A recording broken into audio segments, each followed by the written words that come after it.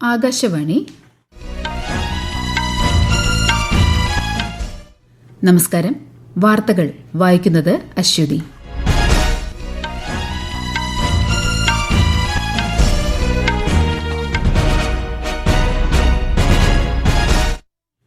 പ്രധാന വാർത്തകൾ. രാഷ്ട്രപതി ദ്രൌപദി മുർമുവിന്റെ 5 ദിവസത്തെ മധ്യപ്രദേശ് ഒഡീഷ സന്ദർശനത്തിന് ഇന്ന് തുടക്കം. ഫ്രാൻസ് സന്ദർശനത്തിന്റെ അവസാന പാദത്തിൽ പ്രധാനമന്ത്രി നരേന്ദ്രമോദി പാരീസിലെത്തി. സാങ്കേതികവിദ്യ സ്റ്റാർട്ടപ്പ് പരിപാടിയായ വിവാടെക് 2026 പ്രധാനമന്ത്രി പങ്കെടുക്കും. G7 ഉച്ചകോടിക്കിടെ പ്രധാനമന്ത്രി US പ്രസിഡന്റ് ഡൊണാൾഡ് ട്രംപുമായി കൂടിക്കാഴ്ച നടത്തി. ഇന്ത്യ US സമഗ്ര ആഗോള തന്ത്രപര പങ്കാളിത്തം ചർച്ചയായി. ഇന്ത്യ UK സമഗ്ര സാമ്പത്തിക വ്യാപാര കരാർ അടുത്ത മാസം 15-ന് പ്രാബല്യത്തിൽ വരുമെന്ന് കേന്ദ്ര വാണിജ്യ വ്യവസായ മന്ത്രാലയം. കേരളത്തിൽ ഷിഗല്ല നിപ പ്രതിരോധ പ്രവർത്തനങ്ങൾ ശക്തമാക്കി ആരോഗ്യവകുപ്പ്. പകർച്ചവ്യാധി പ്രതിരോധ പ്രവർത്തനങ്ങളും ഊർജിതം. ICC വനിതാ T20 ലോകകപ്പ് ക്രിക്കറ്റിൽ നെതർലാൻഡ്സിനെതിരെ ഇന്ത്യയ്ക്ക് ജയം. ഫിഫ ലോകകപ്പ് ഫുട്ബോളിൽ പോർച്ചുഗലിനെ സമനിലയിൽ തളച്ച് കോങ്കോ.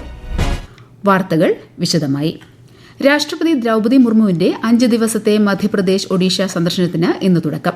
മധ്യപ്രദേശിലെ ബേതുലിൽ ഗോത്ര സമൂഹത്തിന്റെ ശാക്തീകരണത്തെക്കുറിച്ചുള്ള ഒരു പരിപാടിയിൽ രാഷ്ട്രപതി പങ്കെടുക്കും. നാളെ ഓങ്കാരേശ്വറിൽ അരിവാൾ രോഗദിനത്തോടനുബന്ധിച്ചുള്ള പരിപാടിയിൽ പങ്കെടുക്കുന്ന രാഷ്ട്രപതി ഒഡീഷയിലെ റായ്രംഗ്പൂരിൽ എയിംസ് ഭുവനേശ്വർ സംഘടിപ്പിക്കുന്ന ഒരു മെഡിക്കൽ ക്യാമ്പും ഉദ്ഘാടനം ചെയ്യും.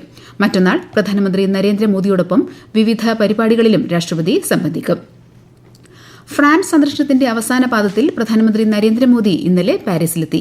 ഫ്രഞ്ച് തലസ്ഥാനത്ത് ഇന്ത്യൻ സമൂഹം പ്രധാനമന്ത്രിക്ക് ഊഷ്മള സ്വീകരണം നൽകി.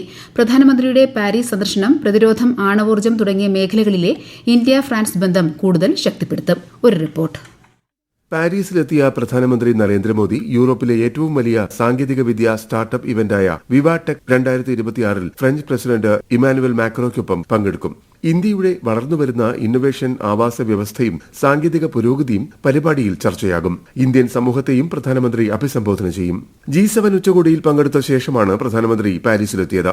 G7 ഉച്ചകോടിക്കിടെ US president Donald Trump, UK പ്രധാനമന്ത്രി Keir Starmer, Ukraine president Volodymyr Zelensky തുടങ്ങി നിരവധി ലോക നേതാക്കളുമായി ശ്രീ മോദി കൂടിക്കാഴ്ച നടത്തി. നിർമ്മിത ബുദ്ധിയുടെ കാര്യത്തിൽ സുരക്ഷിതവും എല്ലാവരെയും ഉൾക്കൊള്ളുന്നതും മനുഷ്യ കേന്ദ്രീകൃതവുമായ ഒരു സമീപനം പ്രധാനമന്ത്രി നരേന്ദ്രമോദി ആഹ്വാനം ചെയ്തു. News desk, Akashvani. ഫ്രാൻസിൽ നടക്കുന്ന G7 ഉച്ചകോടിക്കിടെ പ്രധാനമന്ത്രി നരേന്ദ്രമോദി US പ്രസിഡന്റ് ഡൊണാൾഡ് ട്രംപുമായി കൂടിക്കാഴ്ച നടത്തി. പ്രതിരോധം, വ്യാപാരം, ഊർജ്ജം തുടങ്ങിയ മേഖലകളിലെ സഹകരണം, ഇന്ത്യ US കോമ്പാക്ട് സംരംഭത്തിന് കീഴിൽ കൈവരിച്ച പുരോഗതി എന്നിവ സംബന്ധിച്ച് ഇരു നേതാക്കളും വിലയിരുത്തി. ഇന്ത്യ US സമഗ്ര ആഗോള തന്ത്രപരമായ പങ്കാളിത്തം, ഇൻഡോ പസഫിക് മേഖലയിലെ സമാധാനം, സ്ഥിരത, സമൃദ്ധി എന്നിവയെ സംബന്ധിച്ചും ചർച്ച നടന്നു. പശ്ചിമേഷ്യയിൽ സമാധാനവും സ്ഥിരതയും പുനഃസ്ഥാപിക്കുന്നതിൽ ട്രംപിന്റെ ശ്രമങ്ങളോടുള്ള നന്ദി പ്രധാനമന്ത്രി നരേന്ദ്രമോദി ആവർത്തിച്ചു. मैरीटाइम ट्रेड की दुनिया में भारत के लाखों सीफेरर दुनिया के अलग अलग समुद्र में अपनी सेवाएं दे रहे हैं, विश्व की प्रगति में बहुत बड़ा योगदान दे रहे हैं और मैं समझता हूं कि उनकी सुरक्षा भी उतना ही महत्वपूर्ण है. मुझे पूरा विश्वास है कि समझौते में सीफेरर की सुरक्षा भी सुनिश्चित होगी और उसको प्राथमिकता मिलेगी. ഇന്ത്യ UK സമഗ്ര സാമ്പത്തിക വ്യാപാര കരാർ ഇരു രാജ്യങ്ങളും തമ്മിലുള്ള ഉഭയകക്ഷി വ്യാപാരവും നിക്ഷേപവും ഗണ്യമായി വർദ്ധിപ്പിക്കുമെന്ന് പ്രധാനമന്ത്രി നരേന്ദ്രമോദി. ഇരു രാജ്യങ്ങളും തമ്മിലുള്ള സമഗ്ര സാമ്പത്തിക വ്യാപാര കരാർ അടുത്ത മാസം 15-ന് പ്രാബല്യത്തിൽ വരും. ഡബിൾ കോൺട്രിബ്യൂഷൻ കൺവെൻഷൻ എന്ന സാമൂഹിക സുരക്ഷാ കരാറും അതേ ദിവസം തന്നെ പ്രാബല്യത്തിൽ വരുമെന്ന് കേന്ദ്ര വാണിജ്യ വ്യവസായ മന്ത്രാലയം അറിയിച്ചു. CETA-യും ഡബിൾ കോൺട്രിബ്യൂഷൻ കൺവെൻഷനും ഒരേ സമയം നടപ്പിലാക്കുന്നത് രാജ്യത്തിന്റെ കയറ്റുമതിക്ക് ഗണ്യമായ പുതിയ അവസരങ്ങൾ തുറക്കുമെന്ന് കേന്ദ്രമന്ത്രി പീയൂഷ് ഗോയൽ അഭിപ്രായപ്പെട്ടു.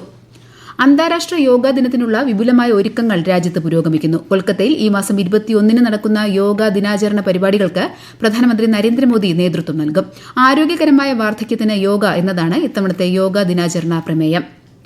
അന്താരാഷ്ട്ര യോഗാ ദിനാചരണത്തിന്റെ ഭാഗമായി 1.7 ലക്ഷത്തിലധികം സംഘാടകർ യോഗാ സംഗമം പോർട്ടലിൽ രജിസ്റ്റർ ചെയ്തതായി കേന്ദ്ര ആയുഷ് മന്ത്രാലയം അറിയിച്ചു.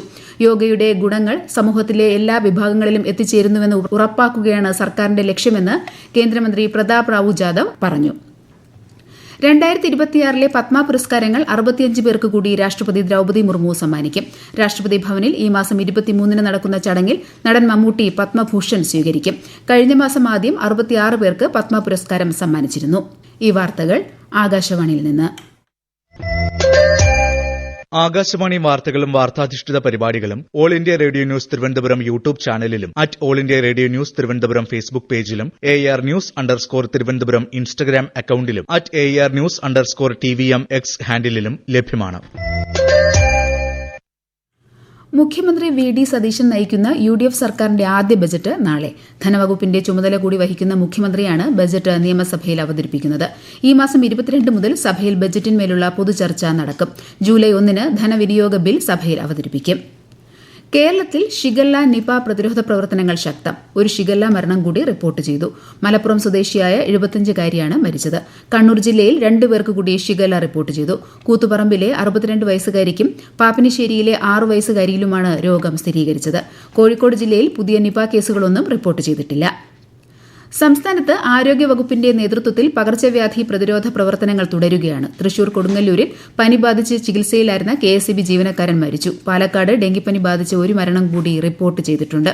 വയനാട്ടിൽ കടുത്ത പനിയും ഛർദിയും ബാധിച്ച് ആദിവാസി യുവതി മരിച്ചു. ലോകത്തുടനീളം വരും മാസങ്ങളിൽ 13 ആഗോള ഹോട്ട്സ്പോട്ടുകളിൽ ഭക്ഷ്യക്ഷാമം രൂക്ഷമാകുമെന്ന് ഐക്യരാഷ്ട്രസഭ ഭക്ഷ്യ ഏജൻസിയുടെ മുന്നറിയിപ്പ്. ഏകദേശം 266 ദശലക്ഷം ജനങ്ങൾ ഇതിനകം തന്നെ ഉയർന്ന തോതിലുള്ള ഭക്ഷ്യ അരക്ഷിതാവസ്ഥ നേരിടുന്നുണ്ടെന്ന് ഭക്ഷ്യ കാർഷിക സംഘടന, ലോക ഭക്ഷ്യ പദ്ധതി എന്നിവയുടെ സംയുക്ത റിപ്പോർട്ടിൽ വ്യക്തമാക്കി. വിശദാംശങ്ങളിലേക്ക്. സംഘർഷം, കാലാവസ്ഥാ വ്യതിയാനം, മൂലധനക്ഷാമം എന്നിവയാണ് ഭക്ഷ്യക്ഷാമത്തിന് കാരണമായി റിപ്പോർട്ടിൽ ചൂണ്ടിക്കാണിക്കുന്നത്. മാനുഷിക ആവശ്യങ്ങൾ വർദ്ധിച്ചുകൊണ്ടിരിക്കുമ്പോഴും 2022 മുതൽ ഭക്ഷ്യ ആവശ്യങ്ങൾക്കുള്ള ധനസഹായം ഏകദേശം 60% കുറഞ്ഞുവെന്ന് റിപ്പോർട്ട് അഭിപ്രായപ്പെട്ടു.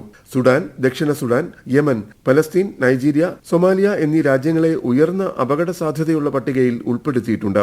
പശ്ചിമേഷ്യൻ സംഘർഷത്തിന്റെയും കിഴക്കൻ കോങ്കോയിലെ എബോള പൊട്ടിപ്പുറപ്പെടലിന്റെയും പ്രത്യാഘാതങ്ങൾ ഉപജീവന മാർഗത്തെ തടസ്സപ്പെടുത്തുന്നു ുണ്ടെന്ന് UN ഏജൻസികൾ മുന്നറിയിപ്പ് നൽകി. News desk, Akashvani. ഫിഫ ലോകകപ്പ് ഫുട്ബോളിൽ ഇംഗ്ലണ്ടിന് വിജയത്തുടക്കം. അമേരിക്കയിലെ ആർലിംഗ്ടണിൽ നടന്ന മത്സരത്തിൽ ക്രൊയേഷ്യയെ 2-നെതിരെ 4 ഗോളുകൾക്കാണ് ഇംഗ്ലണ്ട് പരാജയപ്പെടുത്തിയത്. ഇംഗ്ലണ്ട് ക്യാപ്റ്റൻ ഹാരി കെയ്ൻ 2 ഗോളുകൾ നേടി. US ഹൂസ്റ്റണിൽ നടന്ന മത്സരത്തിൽ ശക്തരായ പോർച്ചുഗലിനെ ഡെമോക്രാറ്റിക് റിപ്പബ്ലിക് ഓഫ് കോങ്കോ 1-1 എന്ന നിലയിൽ സമനിലയിൽ തളച്ചു. ICC വനിതാ 2020 ലോകകപ്പ് ക്രിക്കറ്റിൽ നെതർലാൻഡ്സിനെതിരെ ഇന്ത്യയ്ക്ക് ജയം. ഇന്നലെ നടന്ന ഗ്രൂപ്പ് എ മത്സരത്തിൽ ഇന്ത്യ 95 റൺസിനാണ് നെതർലാൻഡ്സിനെ പരാജയപ്പെടുത്തിയത്. സ്മൃതി മന്ദാനയാണ് കളിയിലെ താരം. ലക്നൌവിൽ നടക്കുന്ന ഇന്ത്യ-അഫ്ഗാനിസ്ഥാൻ ഏകദിന ക്രിക്കറ്റിൽ ഇന്ത്യയ്ക്ക് ജയം. 3 മത്സര പരമ്പരയിലെ 2ാം ഏകദിനത്തിൽ അഫ്ഗാനിസ്ഥാനെ 170 റൺസിന് ഇന്ത്യ പരാജയപ്പെടുത്തി. ഇതോടെ 2 മത്സരങ്ങൾ വിജയിച്ച ഇന്ത്യ പരമ്പര സ്വന്തമാക്കി. 3ാമത്തെയും അവസാനത്തെയും മത്സരം ശനിയാഴ്ച ചെന്നൈയിൽ നടക്കും. ചൈനയിലെ ഗുയാങ്ങിൽ നടക്കുന്ന ലോക ബോക്സിംഗ് കപ്പിൽ മികച്ച പ്രകടനവുമായി ഇന്ത്യൻ ബോക്സർമാർ. പുരുഷന്മാരുടെ 55 കിലോഗ്രാം വിഭാഗത്തിൽ ഇന്ത്യയുടെ നിഖിൽ ക്വാർട്ടർ ഫൈനലിലെത്തി. 70 കിലോഗ്രാം വിഭാഗത്തിൽ ദീപക് ജപ്പാൻ താരത്തെ പരാജയപ്പെടുത്തി. വനിതകളുടെ 65 കിലോഗ്രാം വിഭാഗത്തിൽ സനേഹ് ക്വാർട്ടർ ഫൈനലിൽ പ്രവേശിച്ചു. ലോക ബോക്സിംഗ് കപ്പ് ഞായറാഴ്ച അവസാനിക്കും. കേരളത്തിൽ ഇടിമിന്നലോട് കൂടിയ ശക്തമായ മഴയ്ക്ക് സാധ്യതയെന്ന് കേന്ദ്ര കാലാവസ്ഥാ വകുപ്പ്. പത്തനംതിട്ട, കോട്ടയം, എറണാകുളം, ഇടുക്കി, തൃശൂർ, പാലക്കാട്, മലപ്പുറം എന്നീ ജില്ലകളിൽ ഇന്ന് മഞ്ഞ ജാഗ്രതയാണ്. സംസ്ഥാനത്ത് സെൻസസ് 2027ന്റെ ഭാഗമായി സെൽഫ് എന്യൂമറേഷൻ നടപടികൾ പുരോഗമിക്കുന്നു. ഈ മാസം അവസാനം വരെ നീളുന്ന 15 ദിവസത്തെ സെൽഫ് എന്യൂമറേഷൻ കാലയളവിൽ പൊതുജനങ്ങൾക്ക് se.census.gov.in എന്ന പോർട്ടലിലൂടെ വിവരങ്ങൾ സമർപ്പിക്കാം. കഴിഞ്ഞ 12 വർഷ കാലയളവിൽ രാജ്യത്തെ നക്സൽ പ്രവർത്തനങ്ങൾ ഉന്മൂലനം ചെയ്യുന്നതിനും പ്രശ്നബാധിത പ്രദേശങ്ങളിൽ അഭൂതപൂർവമായ വികസന പ്രവർത്തനം കൊണ്ടുവരുന്നതിനും കേന്ദ്ര സർക്കാർ നിരവധി നടപടികളാണ് സ്വീകരിച്ചത്. 2026 മാർച്ച് 31 രാജ്യത്ത് നിന്നും നക്സലിസം പൂർണ്ണമായി തുടച്ചു നീക്കുമെന്ന് ആഭ്യന്തരമന്ത്രി അമിത്ഷാ ഔദ്യോഗികമായി പ്രഖ്യാപിച്ചിരുന്നു. PM വികസിത് ഭാരത് റോസ്ഗാർ യോജന പ്രകാരം 2400 കോടിയോളം രൂപയുടെ ഇൻസെന്റീവുകൾ പ്രധാനമന്ത്രി നരേന്ദ്രമോദി വെള്ളിയാഴ്ച ന്യൂഡൽഹിയിൽ വിതരണം ചെയ്യും. കഴിഞ്ഞ വർഷം ഓഗസ്റ്റ് 1 ആരംഭിച്ച പദ്ധതിക്കായി 99,446 കോടി രൂപയാണ് കേന്ദ്ര സർക്കാർ വകയിരുത്തിയിരുന്നത്.